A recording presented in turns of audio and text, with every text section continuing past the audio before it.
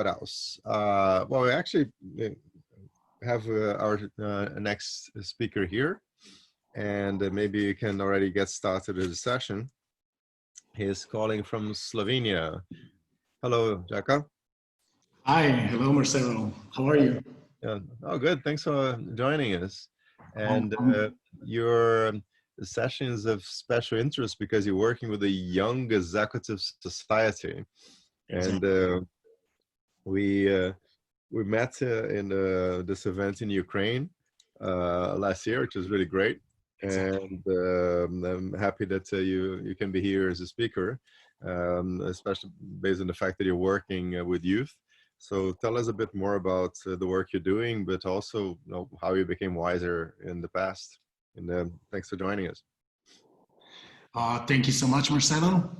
I'm more than happy to join.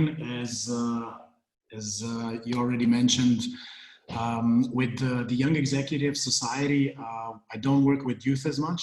Here I work a lot with successful entrepreneurs, businessmen, and managers that are approximately 40 or a bit older.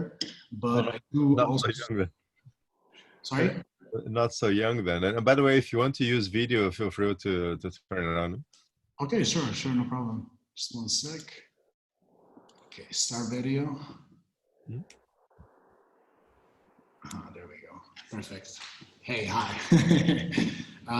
So yeah, with the Young Executive Society, it's like a business association, or let's say more of an entrepreneurship or entrepreneurial association that joins together entrepreneurs from Slovenia. There's approximately 250 members that are all leaders more or less in their field, not necessarily just in the sphere of businesses and entrepreneurship, as we like to include all members of society, so it doesn't really matter what you do as long as you're really, really passionate and you're good at what you do. It's also musicians, successful sportsmen, artists, and so on. So here my job is to make sure that we bring in both new members and at the same time make sure that the existing members are connecting amongst each other, creating new opportunities, and also growing, most importantly, in developing their character so they can be better both in their personal and professional life. So that's one thing that I'm quite active at. And then another thing is the Global Shapers that are an initiative started by the World Economic Forum.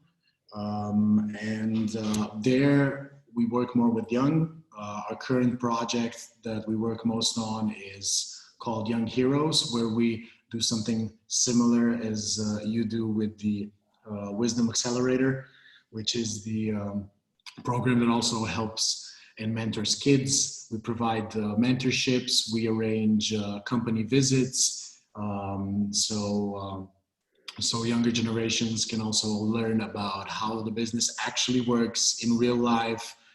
So you actually get to see and get excited about the things that you can be possibly doing in the future. And it's been amazing to see how all these individuals, both from the Young Executive Society and Global Shapers, are growing, evolving, and it's just great to see how all these people develop, and we that work with them also grow tremendously, and it's a really big gift.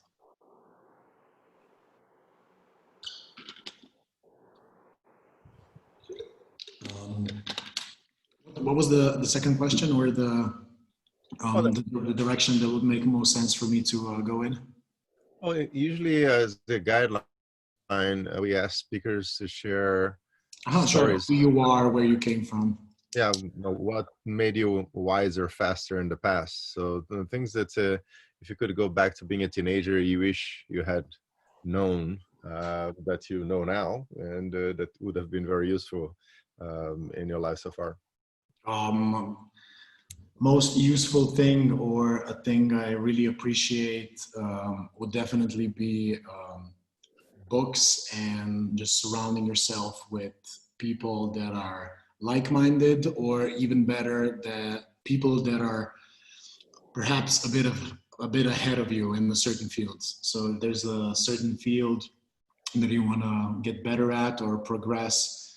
My favorite thing to do is to try and surround myself with people that are already achieving great results in that area.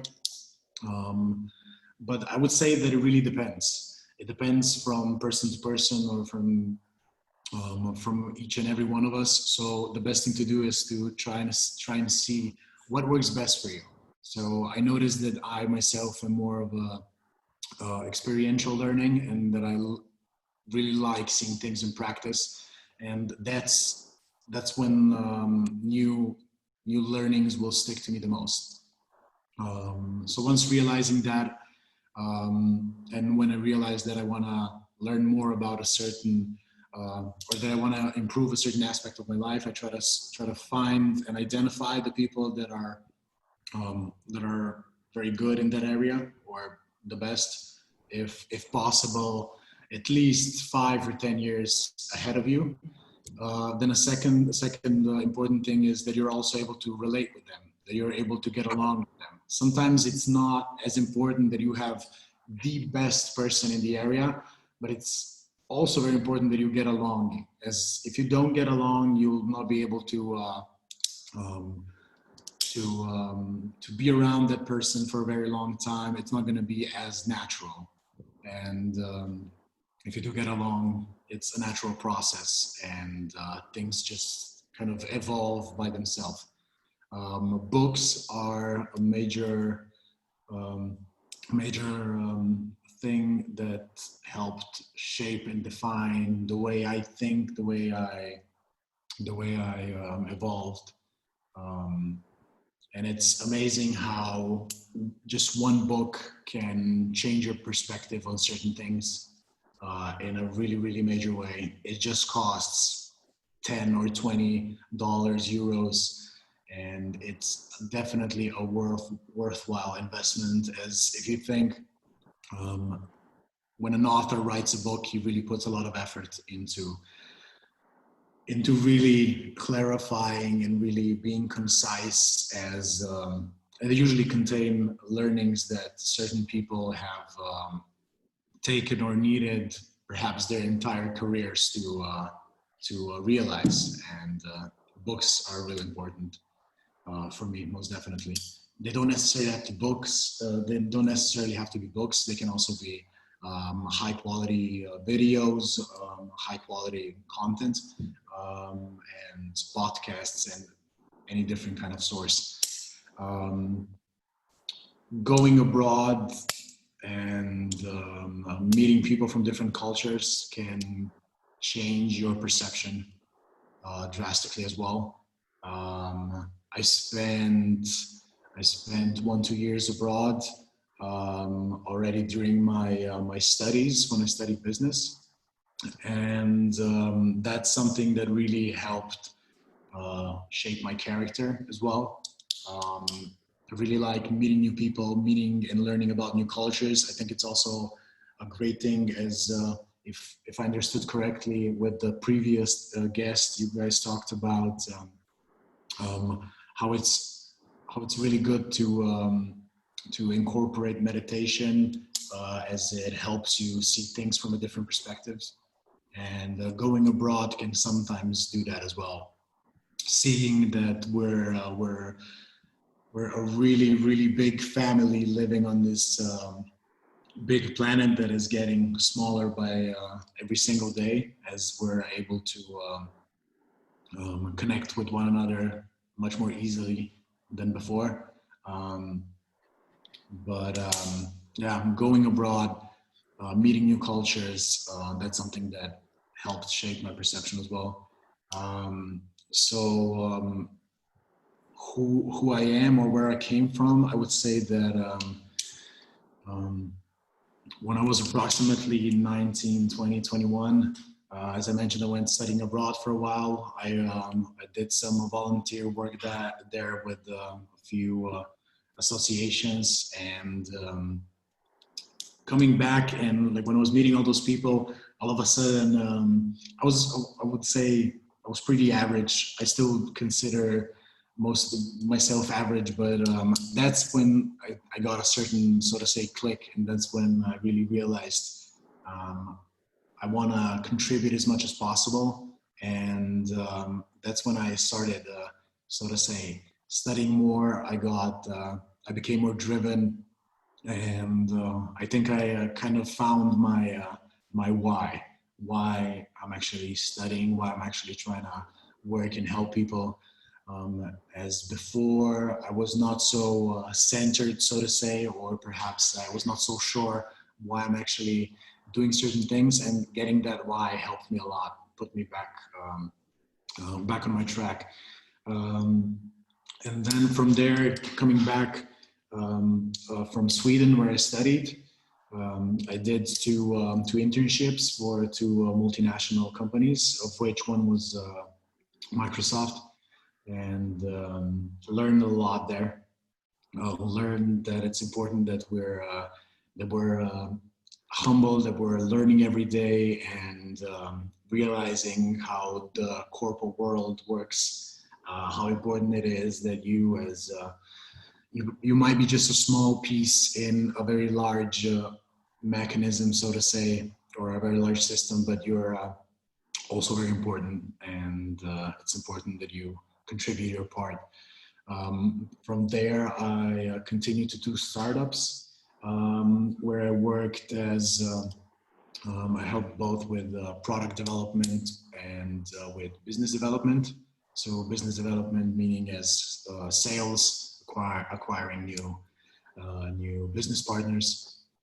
And the second startup was a bit more successful, so to say, but it was more kind of entertainment. Was more focused on the entertainment.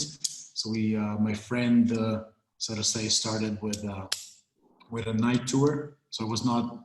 I kind of moved from the IT to a more tourism / entertainment part of business. And we managed to develop a great team. Started with just like a small. It was just a few of us. We started with doing like these night tours.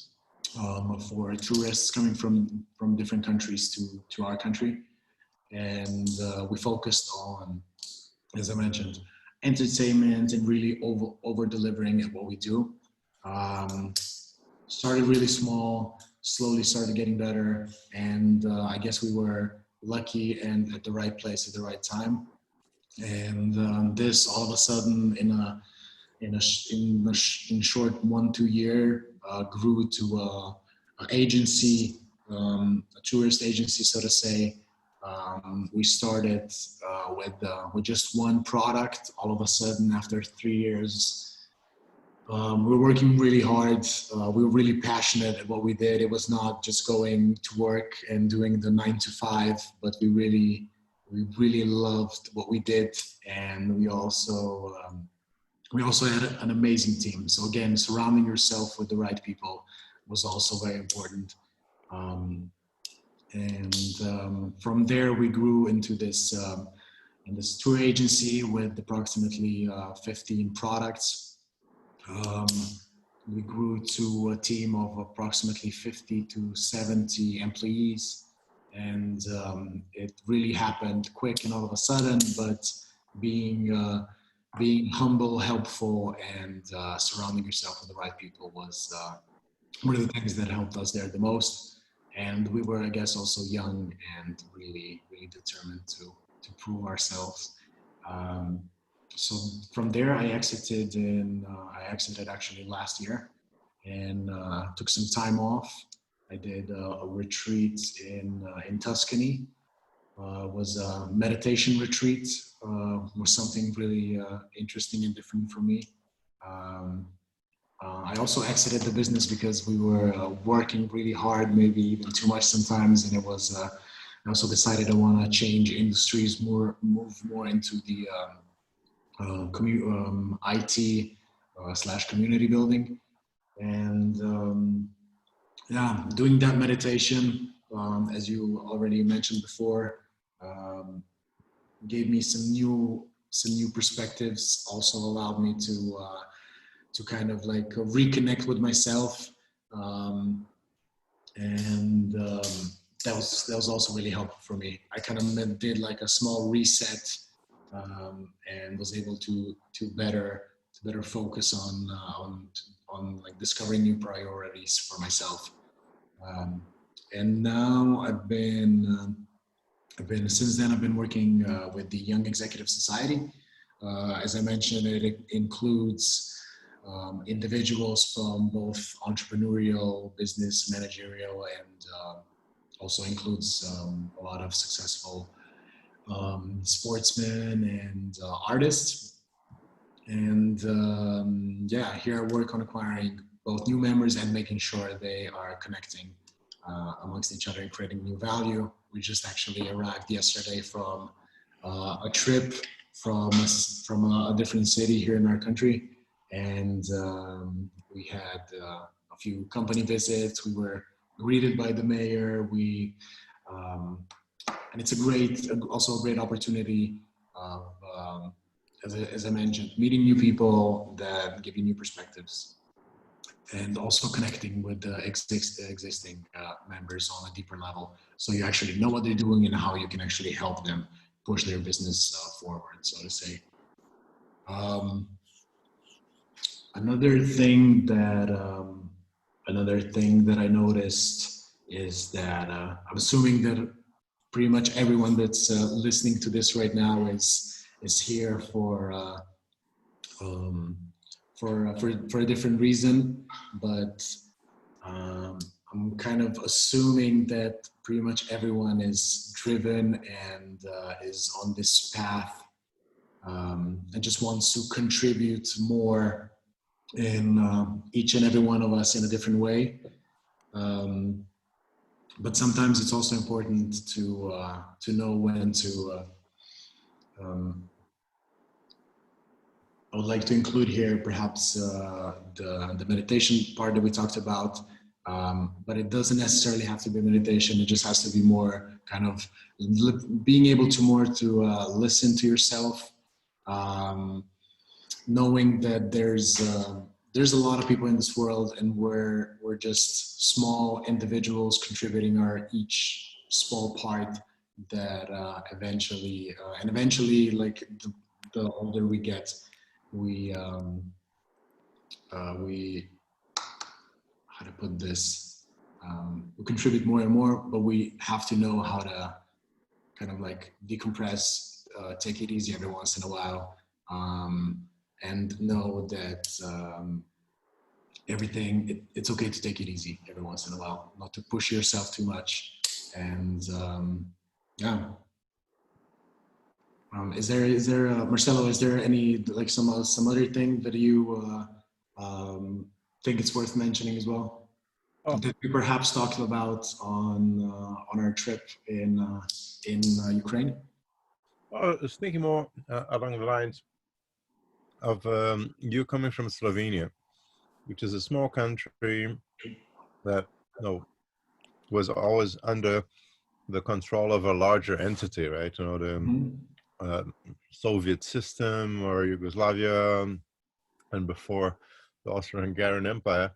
I'm mightily impressed by the leap that Slovenes managed to make, because it feels more like Austria than Serbia and Croatia, right? I mean, Slovenia is always being in a kind of a zone where we have a very strong national identity, even though it's very similar to the regional identity, but you're between two regions, like the Balkans and the Austrian side.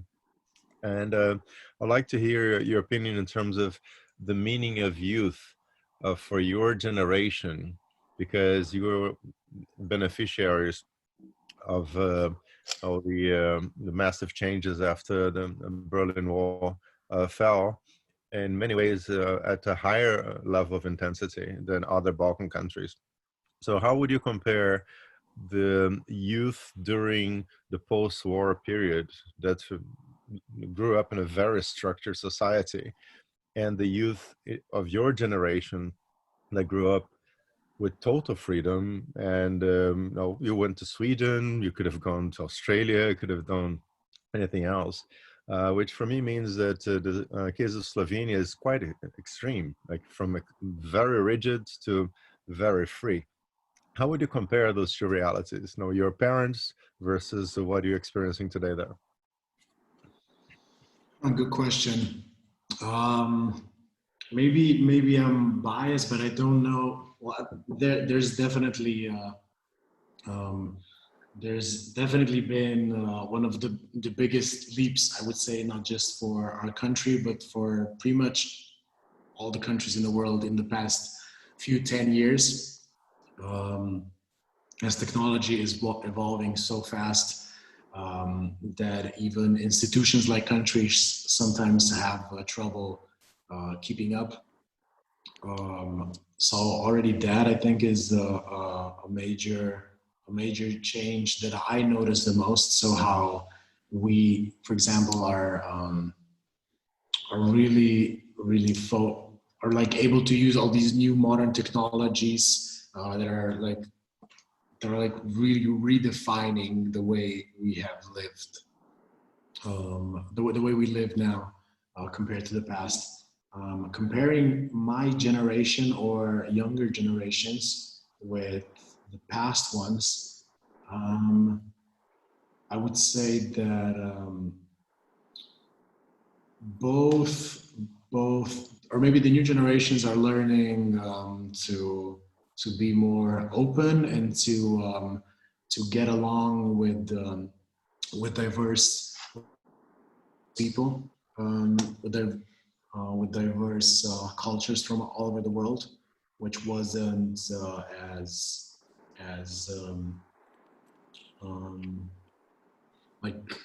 wasn't as common as it is now, as a lot of countries in our area were like pretty closed down, so to say. So that's one thing. Technology is helping us a lot with that. What else? How do you identify opportunities like Sweden? Who told you that Sweden would be an option for you? Good question. I don't know. Like, I just felt there was the right place mentality for me to go. I felt like going somewhere. I think there's like a general perception that like northern countries are supposedly by some standards more developed, but that's not always true. So that's something that kind of driven me to go there to see how things are, how things function there in a way. And I just wanted to gain as much knowledge as possible. And I've heard that the university that I would study there would give me the most, so to say. So that was one thing. And maybe it's even more interesting to compare like our mentality or our countries to Sweden or maybe some other Western countries. You kind of look Swedish anyways, but I guess the mentalities are different. Huh? So that would be a good topic to discuss. Yeah, exactly. Yeah, I do look kind of Swedish, so it was easy for me to kind of to mix in there. And the difference would be perhaps my generation, past generations, and like some Western country that we're perhaps like as people, like personality wise, we socialize way more. We take a lot of time and like after work or at the business meetings, we take more time to get to know each other, to build a deeper connection. We spend a lot of time just like having coffee, enjoying conversation, meeting people. That's one major thing. And then it just depends from individual to individual. There's people that are really hardworking and over deliver. And I would say from the countries in our area. Supposedly, everything's really relative, but supposedly we're quite hardworking. But then again, I could be wrong. And it always depends. In each and every country in the world, there's people that are really want to work hard, and then there's some that don't really feel like as much, or just like to enjoy life more. Well, you have a very specific situation where during the Yugoslav years, Slovenia was chosen as the country within the federation to do all the finer engineering projects, like the detailed things that required a higher level of expertise. I don't know why that happened. Maybe just had better engineers, but in the Soviet kind of systems, they used to say, you do cotton, right? You do wheat, you do nuclear power plants, which is why Ukrainians still have a very powerful aerospace company, because many of the components, well, they decided that were going to be built in Ukraine, within the Soviet Union. And Slovenia had all the high-end engineering, meaning that what was being produced in a country had a higher value in the value chain than what was being produced in Kosovo or Croatia or Bosnia. And I guess the reputation for being harder working is that you're doing more difficult stuff. And it's not like the amount of labor is um, higher, right? You can do simpler stuff like farming, and you're working much longer hours than someone who's doing a kind of a high precision clock. But the perception is that you're doing something that is more complex and challenging. And I think that this translates into the personality of your society. As in, you do complex stuff. You have to plan. You have to be strategic in the way that you structure things. If your focus on farming is like, there are three main things you have to worry about: how sunny it is, how much water you have in the ground, and what is the temperature. And these three things pretty much define success or failure. So that's just a personal opinion, right? So I'm not sure how you perceive that as a Slovene, but I find the country fascinating. In fact, I compare it quite often with Estonia, which is a European success story, a small country making big leap from a Soviet past. And yeah, I think that Slovenia deserves to be promoted as well, because I see lots of parallels there. And the work that you're doing is really interesting because it's sort of pan-European, like you're doing this kind of integration. And just to kind of loop back into the teenager topic, rather than geopolitics and the history of socialism, you mentioned books and meeting the right people. I personally got really fortunate because I was growing up in a country far, in a galaxy far, far away. Like, Rio is 10,000 kilometers away from Europe and the US. So traveling was really not an option when I was growing up. It was extremely expensive. But I grew up in a house with maybe 3,000 books. Wow. And my father had this habit, which I have as well, of highlighting the important stuff.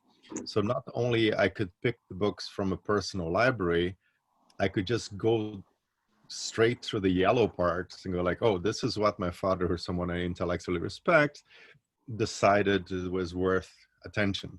So I would just jump from yellow bit to yellow bit and then read the book.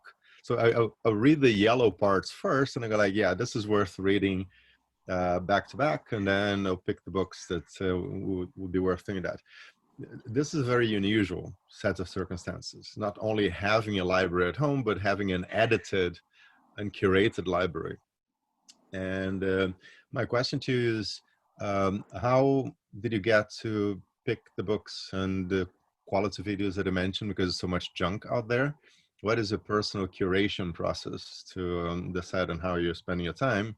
And the second question to follow up would be, how do you get to hang out with the right people? I know that we met at Kindernet, which is an amazing place because it's highly curated. Whoever is in the Kindernet is interesting, right? You know, for all sorts of reasons. But how would you recommend that teenagers get to pick the right people to hang out with that would help them develop into their sense of purpose and the direction they want to have in life? Um, well, I guess like certain things go even maybe. Okay, so first of all, the book curation process, and then the second one, how to hang out with the right people. So for the book curation process, at the beginning, I was never a big fan of reading until I was like 20, 21. That's after, like when I was like 2019. That's when I kind of started reading more like kind of non-fiction, personal development in a way that I just found it really fascinating. Wait, what you can actually read a book and it helps you improve.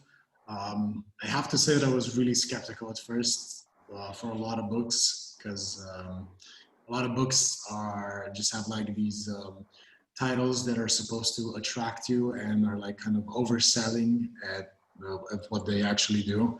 So I was like, really get better at this. Like it looks so fake. I'm not even gonna read it. Like you learn things in real life or at school, not from like some random books.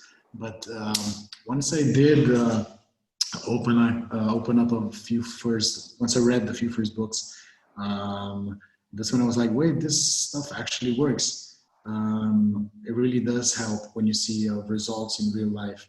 And I guess it was because when I was a teenager, like I used to have like quite some friends, but I thought for some reason that I wasn't that popular in a way. And when you're younger, at least for myself, I can't speak for everyone, but it was really important for me to get along with people and to have friends and to be kind of like not like the most popular, but at least like kind of be part of the society and be part of a lot of different social circles. So maybe that's one thing that kind of started to pushed me a bit to start improving myself in a way. And that's when I kind of started first reading books that were like how to understand people, how to get along better with people, how to just like general stuff and like understanding yourself better, how and why we think in a certain way. Um, One of the books that I read that I really liked was like a classic from the Napoleon Hill, Think and Grow Rich, which sounds really cheesy, but it can go really in, like the book can really go in depth, and I really liked it because it gets kind of like philosophical. Yeah, And it's like 100 years old and still in print, right? yeah, exactly. It's been written in like 120 or something. Yeah. Um, I don't know how that book popped into my hands or how I selected it at first, but at first it was just like how to understand people because I really like people and I find them fascinating. And understanding how I think, how different people think, that's something that I really find fascinating. And then my book curation process was mostly friend recommendations. So when I met someone that I thought was like really cool or nice, or that I noticed that he has a certain skill, I was like, hey, do you read books? What's your favorite book? Like, which one are you reading right now? Um, do you know any cool books? And they would recommend me, and then I would usually read that book. Then later on, I started being more specific. Do you know any books in this area that are really good? And now my current curation process would also be the same. So hey, do you know any cool books? But by now I already have a better idea of what I like, which specific books I like. So I'm more picky than I used to be. And so now I just pick most of the books myself. And I usually read books that interest me at this very moment. As you mentioned, there's like so many books out there. There's so much content. Like in the past, maybe of just 50 or not necessarily 100 years ago, there was not a lot of like books available. You were quite lucky, as you mentioned, to have a huge library, not just a library, but like everything like kind of underlined, like, hey, this is important, and this is important. So you saved a lot of time by going through that. And So in the past, like if you had books available to read, that was like you were pretty lucky. And today we have too much stuff to read, so now we have to be more selective on what we want to read. So now I just, as soon as I know that I should be learning on a certain, or I should be learning more about a certain topic, I try to find books, and if I don't immediately buy them. I first try to find some online reviews or some online summaries or YouTube summaries, and just like quickly skim through the summary, see if the book actually contains a lot of value, and if it does, then I would actually purchase it. And I also use a lot the goodreads.com, if I'm not mistaken. It's like an online social media platform for books. So you can add your friends in there.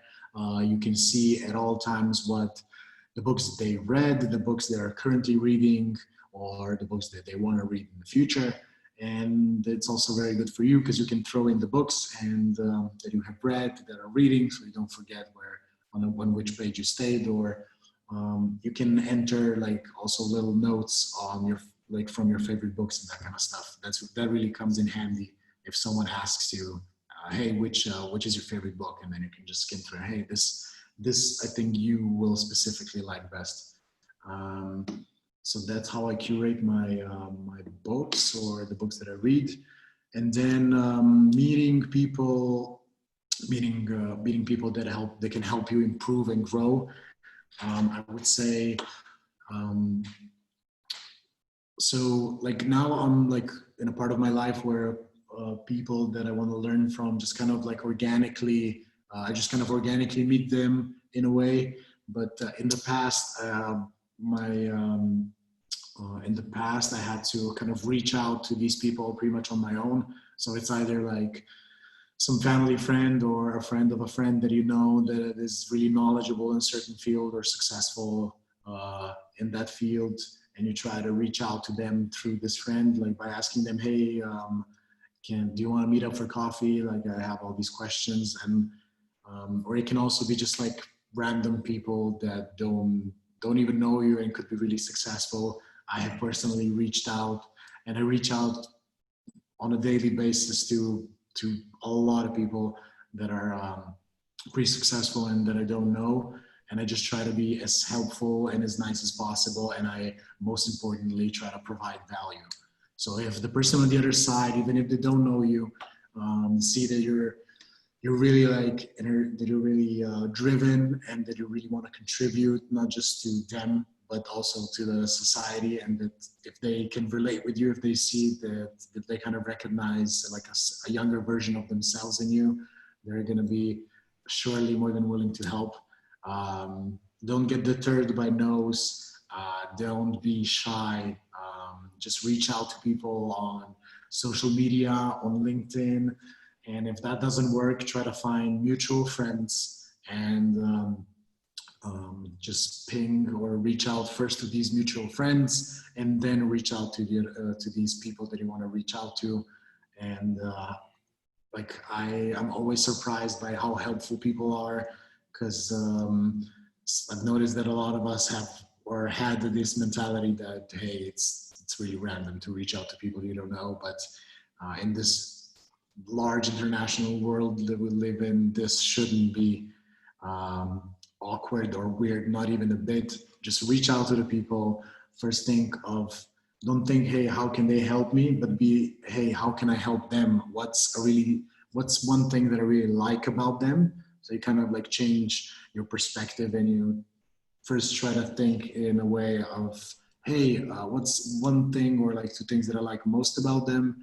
And you already get excited about meeting, talking to them, and then try to think about how you can contribute to them. If you're not sure, ask them if there's something you can do. And sometimes you don't really have to contribute, or you can contribute in a different way. A lot of times you can already contribute by just with your presence. A lot of time people are just going to be happy that you reached out to them. And as I mentioned, they will maybe see a younger version of themselves in you, and they're going to be like, wow, this young individual is so driven. He's so passionate. It reminds me of me when I was his age. I'm more than happy to help. And this is something that happens a lot of times in our mentorship programs as well. So yeah, that's how I usually go about reaching out or hanging out with people. As I mentioned at the very beginning, it doesn't necessarily have to be the very best expert in the field. It's the fastest learning curve is if you learn from people that are way ahead of you, but not too ahead of you. Because if the person is 20 years ahead of you, you're not going to be able to relate with them. So it's better if it's first maybe just 2 years, 5 years ahead of you in that certain aspect you're trying to improve. And then you slowly or steadily increase that. And but yeah, it's also important that you get along with the person, that you think the person is not just very smart, but also very cool. And then things just run naturally, so to say.